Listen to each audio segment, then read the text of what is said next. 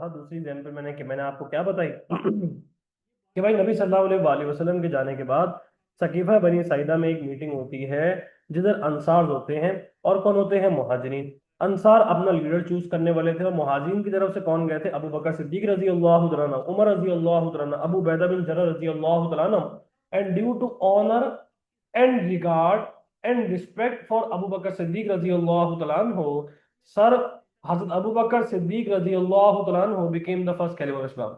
Abu Bakr को क्या choose किया गया, पहला कैलिफ चूज किया गया नबी सल्लल्लाहु अलैहि वसल्लम के विसाल के बाद। सर ये भी क्या है, हदीस वर्क पे जमा। दूसरी एग्जांपल मैंने आपको, पहली एग्जांपल क्या बताई थी, कंपाइलेशन ऑफ होली कुरान। अब मैं आपको आखिरी एग्जांपल बता रहा हूँ, इसके अलावा तो और बहुत सारी एग्जांपल मैं यहाँ लिख रहा हूँ। आपने देखा होगा आज जुम्मे का दिन था, फ्राइडे प्रेयर, बटा फ्राइडे वाले दिन दो अजान होती हैं। कितनी अजानें होती हैं, दो अजान। फ्राइडे वाले दिन दो अजानें होती हैं। फ्राइडे वाले दिन कितनी अजानें होती हैं, दो अजानें। पहली अजान होती है, उसके बाद उस्मान रजी अल्लाह तआला के टाइम पीरियड में, जब क्योंकि बहुत ज्यादा एक्सपेंड हो गया था मामला, मदीना भी एक्सपेंड हो गया था, तभी दो अजानें जो है वो देने का नया कॉन्सेप्ट आया था कि भाई अगर एक अजान जहन से निकल गई है और उसको आवाज नहीं आई तो दूसरी अजान सुन के वो नमाज की तरफ लौट आए। इसके बाद आहिस्ता आहिस्ता आहिस्ता आहिस्ता आहिस्ता आहिस्ता करके जो है वो मामला चेंज हुए। हजरात माफ के बाद मामला चेंज हुए, जैसे कि भाई फॉर एग्जाम्पल इस्लामिक कैलेंडर है। इस्लामिक कैलेंडर है भाई, वो भी इज्मा का ही मामला है। उमर फारूक रजी अल्लाह तआला अन्हु के टाइम पीरियड में आया था। अब जो मैं आपको लास्ट एग्जांपल बता रहा हूँ हदीस वर्क विद इजमा की, वो थर्ड एग्जांपल कौन सी है। अब मैं आपको थर्ड एग्जांपल लिख के बता रहा हूँ। मैंने आपको पहली एग्जांपल समझा दी, दूसरी एग्जांपल समझा दी। मैंने आपको बता दिया कि पहले पैराग्राफ में क्या आएगा, दूसरे पैराग्राफ में क्या आएगा, मेरी जान। थर्ड एग्जांपल में एक आका नबी सल्लल्लाहु अलैहि वसल्लम की एक हदीस है, whosoever buys an edible item cannot sell it until he has taken an ownership thereof।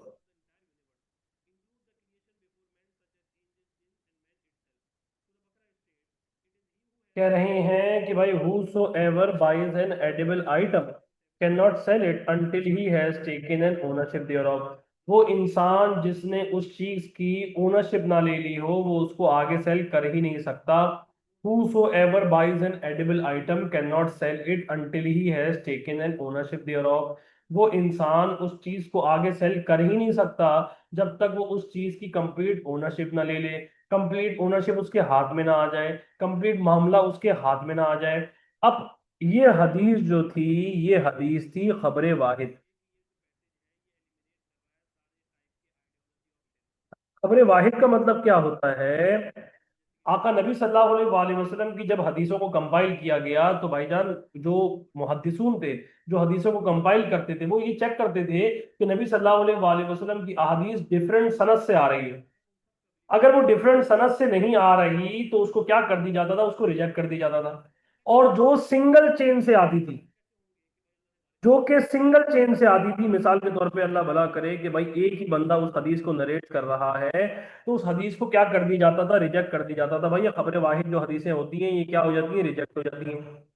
फिर इस हदीस को भी क्या हो जाना था, रिजेक्ट हो जाना था। Whosoever buys an edible item cannot sell it until he has taken an complete ownership thereof। वो इंसान उस चीज को आगे नहीं बेच सकता जब तक वो उस चीज की कंप्लीट ओनरशिप ना ले ले। इस बात का मतलब क्या है, फॉर एग्जाम्पल ये फोन मैंने खरीदा। अब जब ये मैंने फोन खरीदा, ये फोन मैंने खरीदा मिसाल के तौर पर फॉर एग्जाम्पल 3.5 लाख रुपए का। मैंने 3.5 लाख रुपए का ये फोन खरीदा। मैंने इसका 10,000 रुपये टोकन दिया। 10,000 रुपये टोकन देने के बाद मैंने ये आगे बेच दिया। कितने का, 3,70,000 रुपये का। अब मुझे 20,000 रुपये का नफा हो गया बैठे बैठाए। और मैंने इसके पैसे पूरे दिए नहीं थे, मैं घर लेकर आया नहीं था। मैंने क्या किया, मैंने उस बंदे से पैसे लेके इसको आगे पैसे दे दी। तो आका फरमा रहे हैं इस हदीस में कि ये चीज अलाउड नहीं है। मगर इस हदीस के कंटेंट में मसला नहीं है, इस हदीस की ऑथेंटिसिटी पे शकूक है, मामला खराब है। क्योंकि ये हदीस क्या है, ये हदीस खबरे वाहिद है। अब इस हदीस किससे आ रही है, सिंगल चेन से आ रही है। तो भाईजान क्या हुआ, इस पे इजमा हुआ, क्या हुआ मेरी जान, इस पे इजमा हुआ। इजमा होने के बाद चेक किया गया।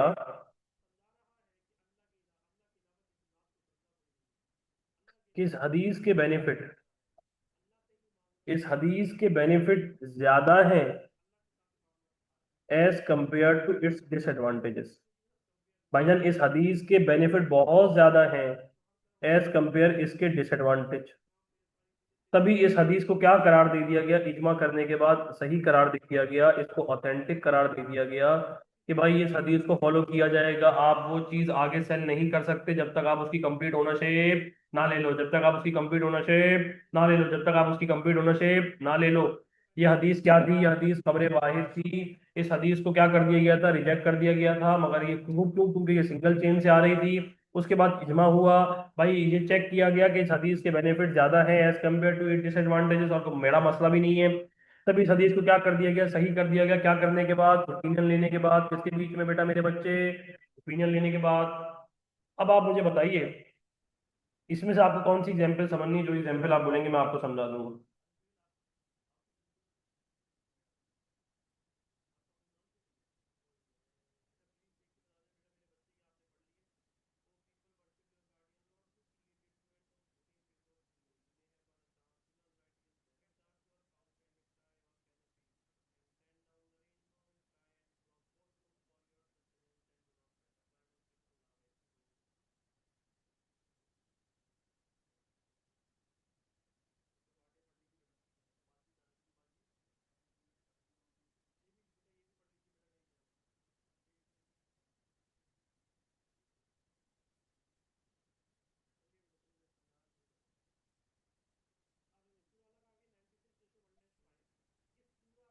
चले भाई,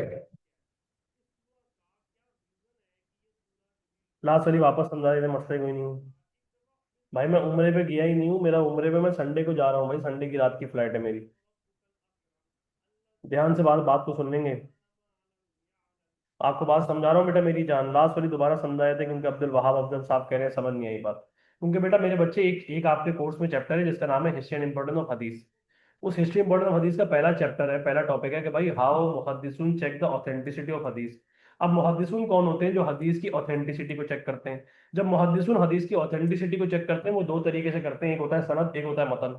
सनद होता है जो चेन होती है, मिसाल के तौर पर फॉर एग्जाम्पल भाई इसने इसको बताया, इसने इसको बताया, इसने इसको बताया, इसने इसको बताया, इसने इसको बताया। अब ये जो चेन होती है ये मल्टीपल होती है, क्योंकि नबी सल्लल्लाहु अलैहि वसल्लम ने बड़ी भरी महफिल में बैठ के बताया होगा ना कोई बात, किसी के कान में जाके तो कोई बात बताई नहीं होगी। अब ये हदीस जो आ रही थी ये मल्टीपल चेन से नहीं आ रही, ये हदीस आ रही है सिंगल चेन से। ये खबर वाहिद है। इस हदीस को रिजेक्ट हो जाना था, ये हदीस को रिजेक्ट होना था, मगर इस हदीस पे इजमा हुआ और इस हदीस को सही करार दिया गया, ऑथेंटिक करार दिया गया। क्यों? क्योंकि इस हदीस के बेनिफिट ज्यादा हैं कि भाईजान वो चीज आप आगे से नहीं कर सकते जिसकी आपने कंप्लीट ओनरशिप ना ले ली हो। मैंने आपको सारी एग्जाम्पल बता दी, सारे मामला समझा दिए, हदीस का इंट्रोडक्शन, इजमा का इंट्रोडक्शन, सारे मामला हो गए। आज के दौर में इजमा कहाँ होता है? अगर 4 नंबर का सवाल आ गया, एक बार दोबारा सेकंड वाले समझाए थे। अबू बकर सिद्दीक रजी अल्लाह तआला अन्हु को आका नबी सल्लल्लाहु अलैहि वसल्लम ने अपने मुसल्ले पे खड़ा किया, कितनी नमाजों के लिए? 17 नमाजों के लिए। प्रॉफिट का विसाल हो गया, प्रॉफिट किसी का नाम नहीं बता के गया कि मेरे बाद कौन कैलिफ बनेगा। अब जब आका का विसाल होने के बाद, आका नबी सल्लल्लाहु अलैहि वसल्लम का विसाल होने के बाद, रसूलुल्लाह सल्लल्लाहु अलैहि वसल्लम का विसाल होने के बाद, जब मेरे आका किसी का बता के ही नहीं गए, अब भाई वहां पे सकीफा बनी साइदा में मीटिंग होगी। सकीफा बनी साइदा में अंसार और मुहाजिरीन की, मतलब अंसार पहले अपने ही कैलिफ चूज करने वाले थे। वहां मुहाजिरीन पहुंचे, मुहाजिरीन के 3 लोग, अबू बकर, उमर, अबू बैदा बिन जर्राह रजी अल्लाह तआला अन्हु। वहां पे अबू अबू बकर के रिगार्ड की वजह से, रिस्पेक्ट की वजह से, कि भाई वो अमीर हज थे, वो जो है वो 17 नमाजों में मुसलमानों को लेट किया, तभी उनको पहला कैलिफ चूज कर लिया गया कि प्रॉफिट ने उनको ये रिगार्ड और रिस्पेक्ट दी। और बताइए, आज के दौर में इजमा कहाँ होता है? मॉडर्न टाइम में इजमा कहाँ होता है जो सारे मामलात में हो रहा है?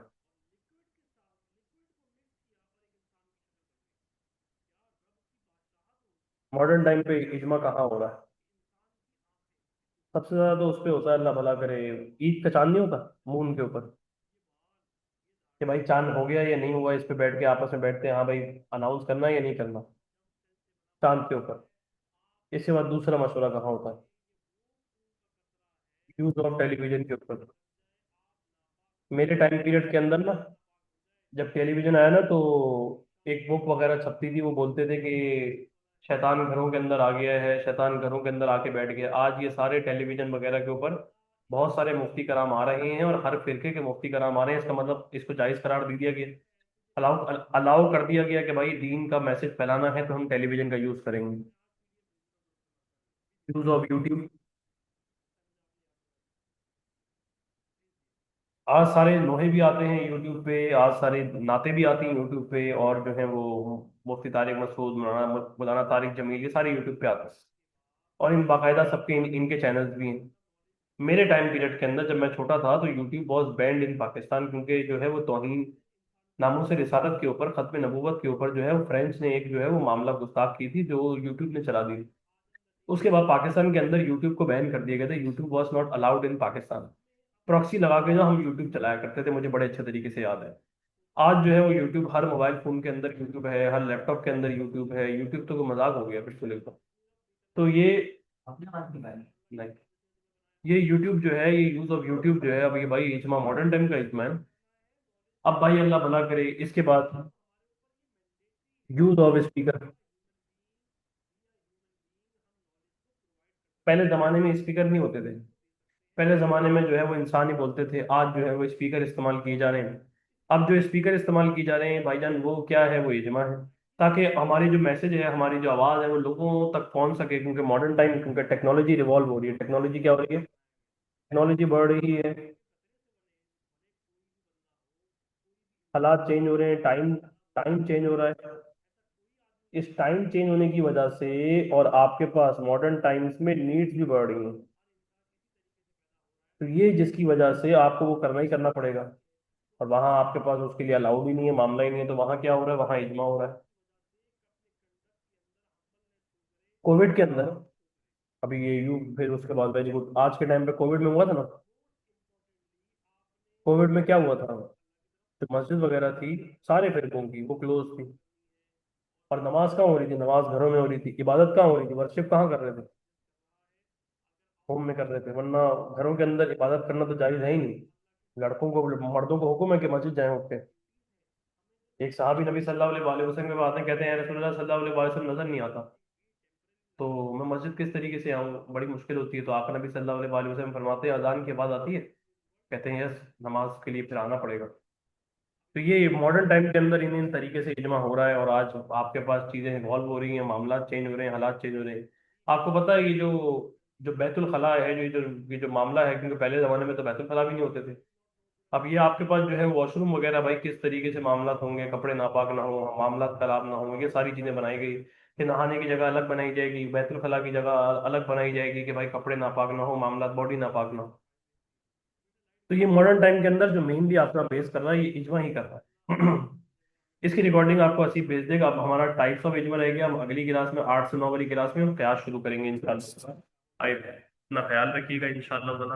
अब हम मिलते हैं इंशाल्लाह ताला 8 से 9 वाली क्लास में। इसकी रिकॉर्डिंग जो है वो मतलब सिर्फ जो है वो अपलोड कर रहा है इंशाल्लाह ताला। ठीक है मेरी जान, अल्लाह हाफिज।